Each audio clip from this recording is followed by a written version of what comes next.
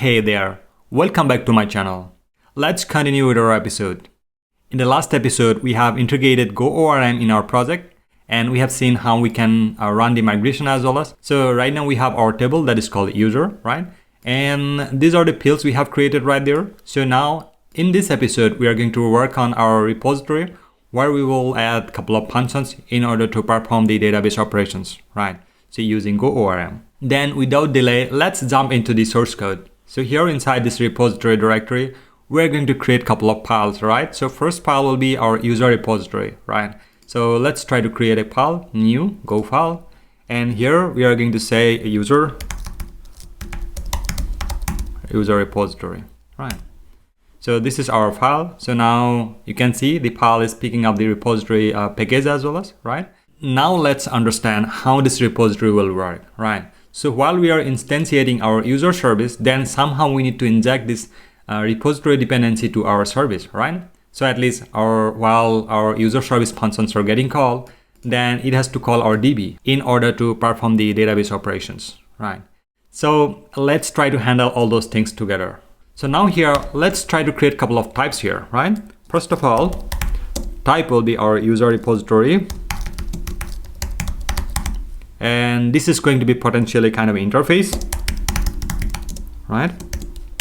And the second type will be our struct, right? So because while we are creating this repository, right, then it has to serve the similar ways like we are doing for our service. This is the similar way it has to be create like all these required functions, right? So let's try to do that. So go to user repository here, then create a kind of struct here, type user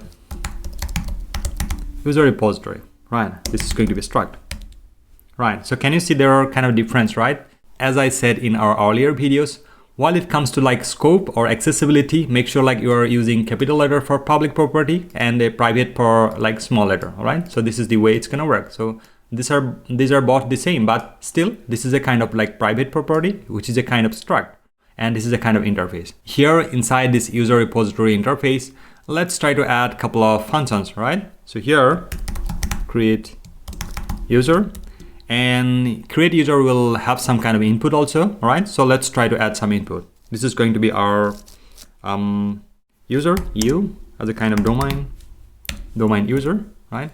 And it will return the domain as well as domain.user, right? And it will be going to be error. Perfect. Then let's try to create a couple of more functions quickly. Then I'll get back to you once all the functions has been done right there.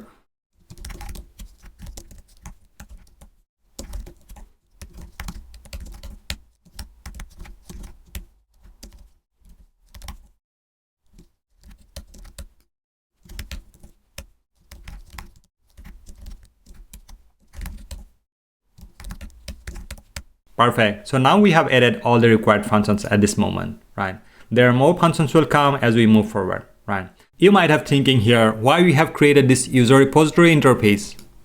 Hence, it could have done using the user repository struct also, right? The similar way we have done for our user service. We have created our struct and we have created all the receiver functions, required receiver functions for performing our business logic operations. But while it comes to test the business logic layer, then user repository is a kind of essential part of the whole flow, right? So while we are going to run the test cases from here, then definitely like it will going to hit the actual database using the user repository, right? If you are going to use the struct way. But using the interfaces, it will going to give you a kind of flexibility while you are running the test cases, you can simply pass the mock repository also. So only thing we need to do, like while we are going to create our mock repository, it has to comply all these required functions of this user repository interface. So now I think this question is clear, right? Now let's move forward and add some code right here, right? So first thing we need to do, here let's try to add one property that is called DB. Then this is going to be our GoORM DB. Perfect. So now we are going to implement all these required functions of this user repository, all right? So this is going to be our receiver function. And user repository, we're going to say R. And this is going to be our first function, create user, and user, domain user. And we'll be returning domain user and error. Perfect. So now we need to return something from here, right? Return empty domain and nil. Right. Now let's try to implement the rest of all the functions. What I'm going to do, I'm going to copy all these things from here. Let's try to add it. And also like will be our and here, right? Now our empty user and nil. Right. Perfect. So now we have implemented our user repository interface. Right. So all the methods are implemented correctly. Can you see there is a kind of green mark is there, right? So if you potentially click on this one of the green mark, then you can see the implementation is there, right? And eventually you can, if you click right here in the implementation, one of them, you can see that is already there, right? Inside this user repository. So all the functions are marked as a kind of green. That means everything is implemented correctly, right? So now let's go ahead and add some code, all the functions one by one. Then let's try to add some code in this create user function. So first thing what we are going to do, let's try to add error. And we are going to say this DB, we need to access this DB from here. So how we can access this DB? By using this user repository struct, right? So we are going to say r.db and that create. So here we need to provide some kind of interface, right? So while we're going to create this DB, right? So what kind of data we're going to pass? Just to provide it from here, this one. So we will say use this DB, all right? This interface, use this interface, and we need to catch the error also, right? So error, if error equal to not equal nil, then we should return some kind of meaningful error rather than the database internal error to the user, right? That's not going to be a kind of good way of returning the error. So first of all, we'll be logging the error. So what kind of error exactly we are facing it right there. So we will check it out. So log.printf, right? Then we will say error. So create error, then create user error. Let's say this one, the default parameter and error, right? So now let's try to return empty user, and here we will say errors, new text, say failed to create user, right? So now if everything will go well, then we can return this user from here also. But this is not necessary every time you need to return the user on the create user. You can either return the error or maybe user also, but there are some certain scenarios. Let's say while we are going to sign up, then apart from the business logic, we need to return the token also. So they no need to re-log in again just to try to reduce these steps, right? You can do that. But in our case also, we did the similar way. But in the normal way, you can simply if you are going to create the user, you can return the error. If there is a kind of error, return the error, otherwise return nil. This is the way also you can do. In this case, let's try to maintain our business logic. So what we are going to do, we're going to return the user right here. So this is going to be our user, USR. Cool. So now we have created our user, right? Now let's go to user service right here. And here inside this user service struct, we are going to use our repository. So how we can do that? So let's go ahead and say repo, and repository will be our repository, user repository. Now can you see this is a kind of interface, right? So this is not required any kind of struct right here. So that means, so while we are going to instantiate our user service, then we can assign this user repository interface. So it can be mock repository or it may be actual repository also. So only thing the user service is needed. This is it has to be a kind of like user repository interface. All the functions has to be present right there. Cool. So now we have our repository. So let's try to add some code in sign up here. So first of all, let's try to grab our user and error. And this is going to be our s.repo, right? S means this user service and repository is coming from here. Then let's try to create user. And here we need to provide some kind of interface. Then interface will be our user interface, right? This is going to be domain.user. So domain.user. And here we need to provide some kind of input. This is going to be our email first, right? Email will be our input. This input will come from our DTO, right? So input dot email, then password, input dot password. Then we are going to say our phone will be input dot phone. Then user type This is not coming from the user input, right? So by default, while we are going to create the user, it has to be a buyer, right? So though we have already added right there, right? So here we can see in the user, by default, exactly it is a kind of buyer, right? So let's try not to provide this one right here. This is cool. So now we have our user and error. So this error exactly coming from our create user, which is already we have added some kind of meaningful error. So we can pass it on, right? So let's try to pass it, right? So here this user is a struct, right? And this sign up function is returning as a string, because this string, it is exactly we need to generate a kind of token here, right? So from this user object, let's say here, generate token, then this token we will give it back. As of now, let's try to do something here. Let's say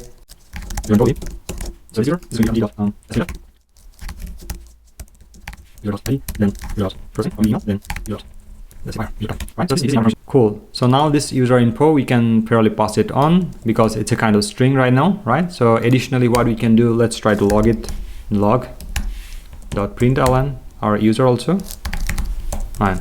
So now we can call this sign up and we can check it out whether we are able to create the user or not. So now our sign up function is ready, right? So at least we can accept some kind of input from our client, and we can create our user, and we can at least give some kind of minimum informations to our client, right? So this is the user information, let's say, right? So here's the thing, like while we are going to create our user service instance, right? Then we need to inject this repository also.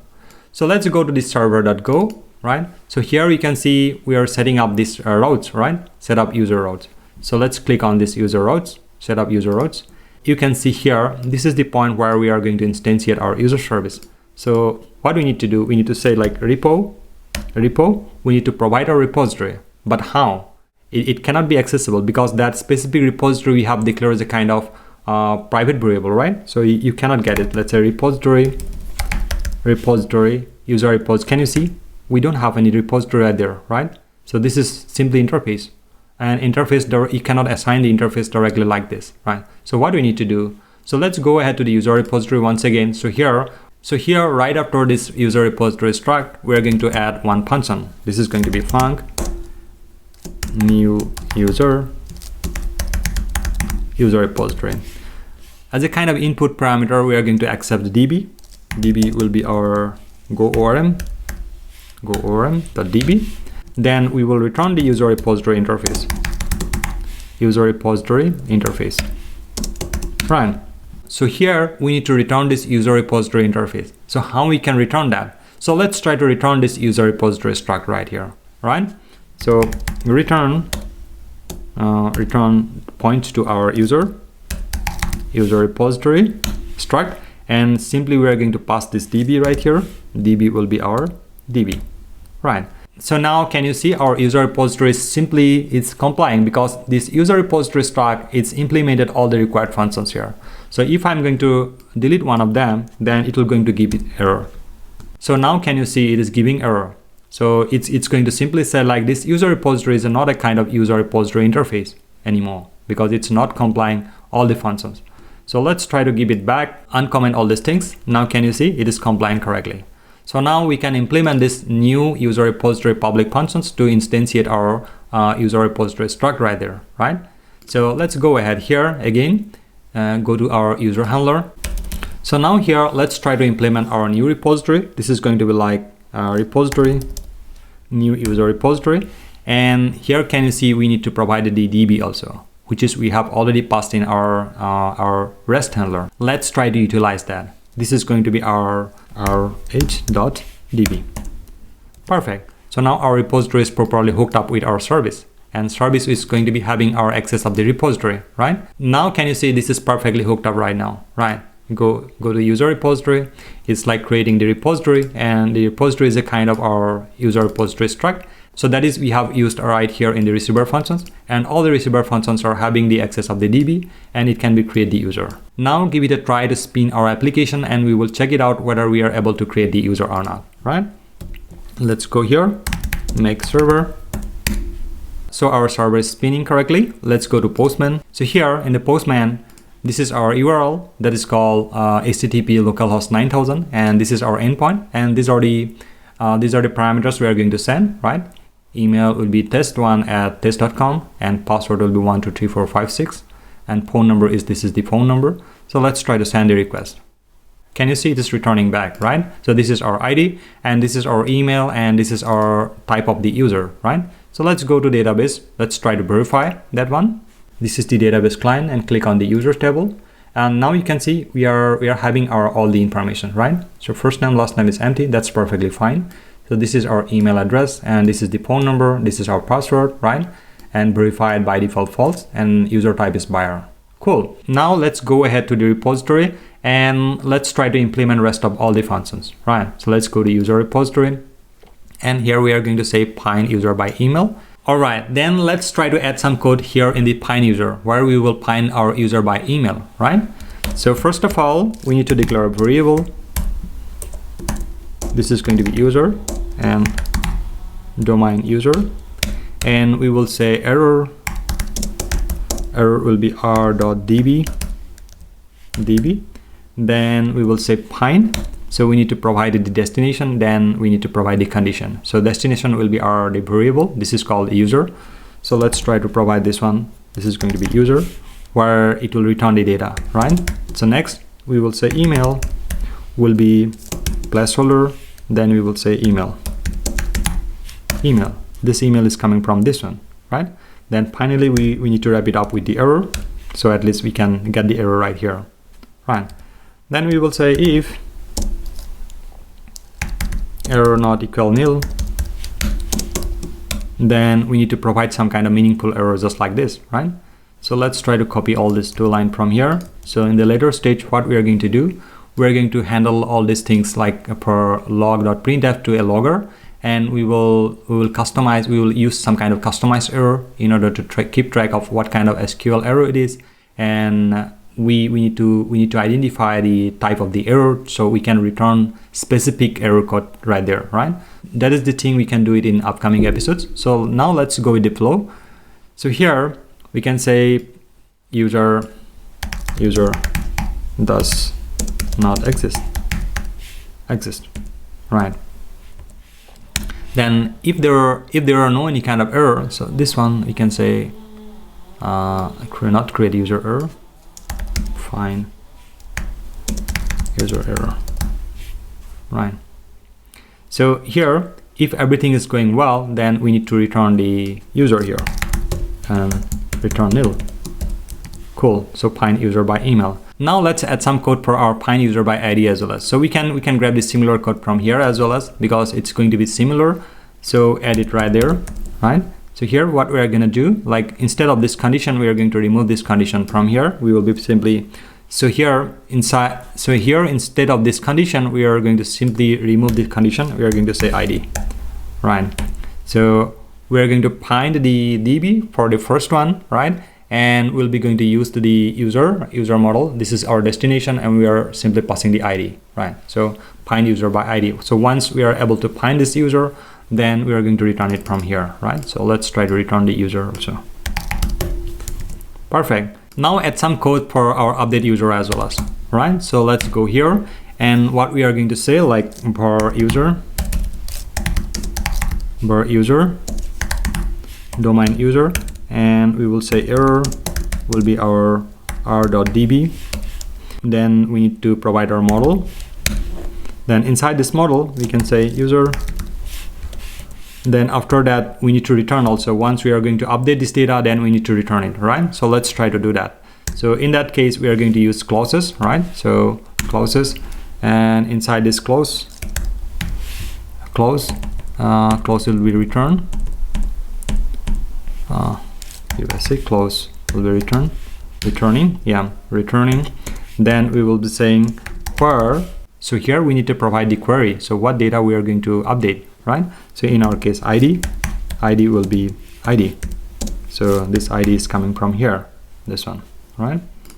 Then this is perfectly fine, but what we are going to update, the update value, we need to provide it from there, right? So updates will be our user, right? Then finally we need to return the error, right? So this is the way we can update this stuff. So here you can see we're saying like which model we need to update.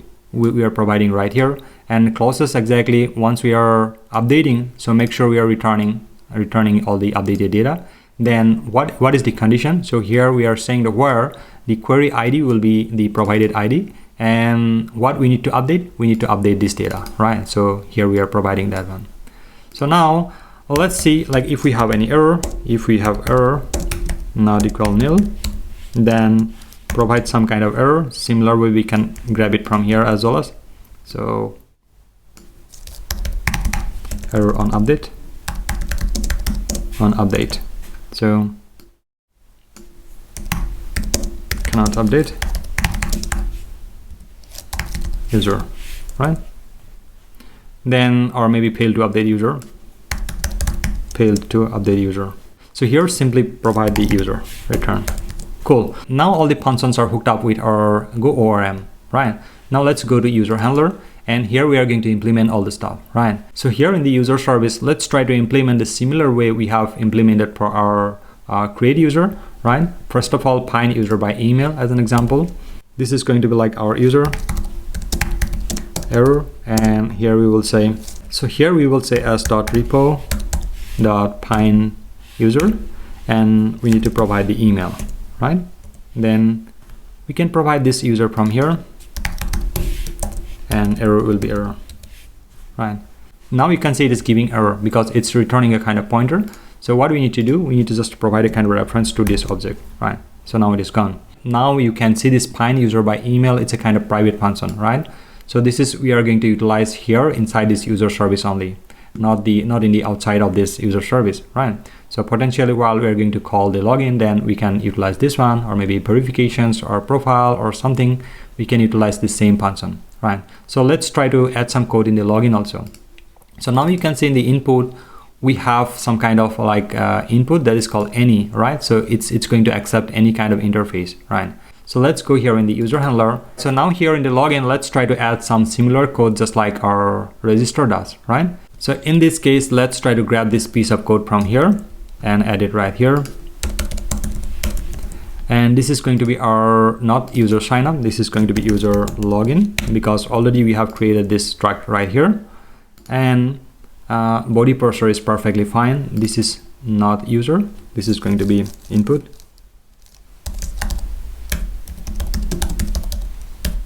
Login input, right? Let's try to keep it meaningful. Then once we are going to receive this login input, it is going to validate right here, right? Everything is well. Then we need to pass it on. So how we can pass it on? The similar way we have done for our service call. Let's try to use that one. h.service sbc c.login, right? So let's go to login here, and here what we are going to do, we will be saying like only two parameters are needed. This is going to email, and email will be our string. Password will be also string, right? Then here in the user handler, login will be our login input dot email and login input dot password. Perfect. So once this login input will be successful, then it will return some kind of string like token and error, right? So if there is a kind of token, then provide it from here. This is going to be token will be our token, right? So if there is a kind of error is involved right there, then make sure you need to return it also. Then we will check if error is there, not equal nil, then return some kind of message. So here we will say message. This is going to be 403 authorization fail, unauthorized, let's say. Or maybe we can say, yeah, unauthorized. This is fine.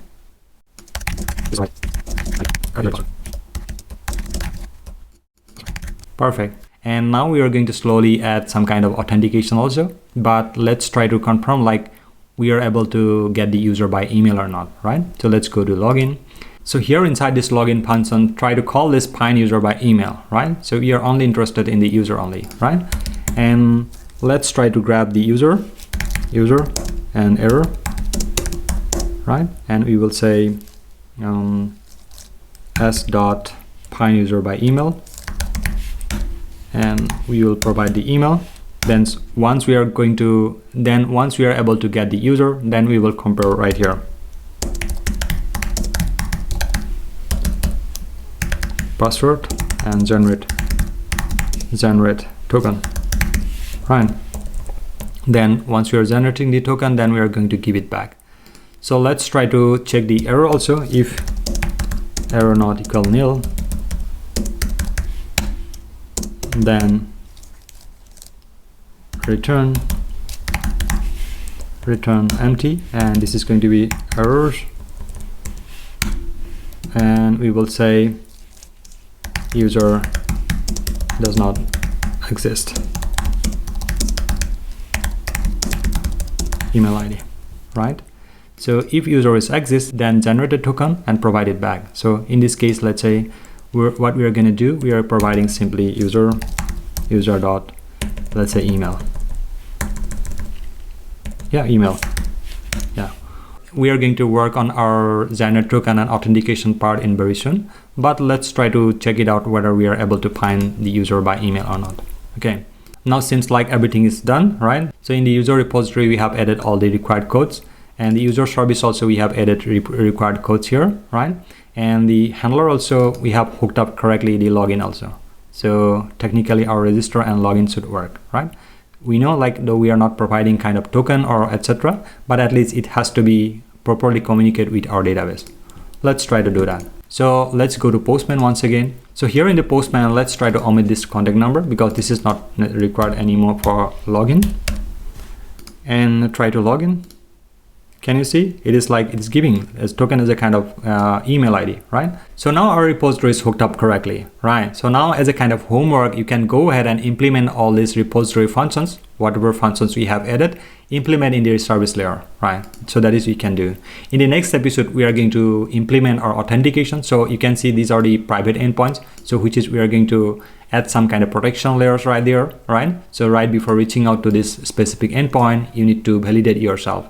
So how the validation is going to happen? So while we are going to register or login, we're going to generate some kind of token right there, right? Perfect. So I hope you will like this video tutorial. And if you have not subscribed to my channel, subscribe it right now, because there are a lot of useful tutorials will become in upcoming days.